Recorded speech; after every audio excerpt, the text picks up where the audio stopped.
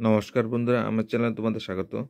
তো বন্ধুরা, আজকে আমি দৈনন্দিন জীবনে ব্যবহৃত কয়েকটা বাংলা বাক্য আলোচনা করব, ঠিক আছে?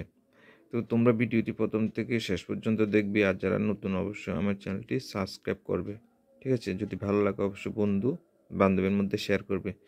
প্রথম বাক্যটি হলো, দেখো, উপেনবাবু একজন বড় লোক। আচ্ছা, বড় লোক বলতে এক্ষেত্রে দেখো বন্ধুরা, মানে রিচ পার্সনকে বোঝানো হয়েছে, ঠিক আছে? অর্থাৎ যাদের টাকা পয়সা বেশি তাদেরকে বড় লোক বলে। হ্যাঁ, তাহলে এটার ইংরেজিতে বললে কি হবে? Upenbabu is a rich man. Upenbabu is a rich man, ঠিক আছে? এরপর হচ্ছে রবীন্দ্রনাথ একজন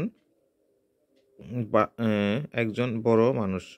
তাহলে রবীন্দ্রনাথ একজন কি বড় মানুষ? তো Rabindranath is a great man. তাহলে এটার ইংরেজি কি হবে? Rabindranath is a great man, ঠিক আছে?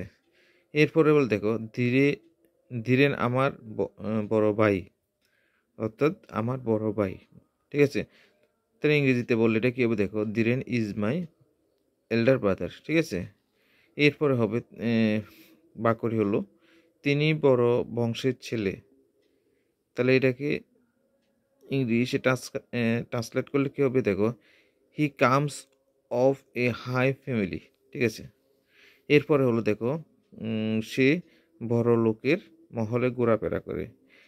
He moves in high circle, ঠিক আছে? He moves in high circle. Okay, next হলো, দেখো, বড় বড় কথা বলা তার অভ্যাস, অর্থাৎ বড় বড় কথা বলা তার অভ্যাস। He is in the habit of tall talk, tall talks. এরপর রয়েছে, দেখো বন্ধুরা, তোমার কি বড় লাগছে? তোমার কি বড় লাগছে? Are you much hurt. তোমার কি বড় তোমার কি বড় লাগছে? Are you much hurt. তো এই ছিল আজকের আলোচনা। ভিডিওটি ভালো লাগবে অবশ্যই সবার মাঝে শেয়ার করবে, আর আমার চ্যানেলটা অবশ্যই সাবস্ক্রাইব করবে। ধন্যবাদ।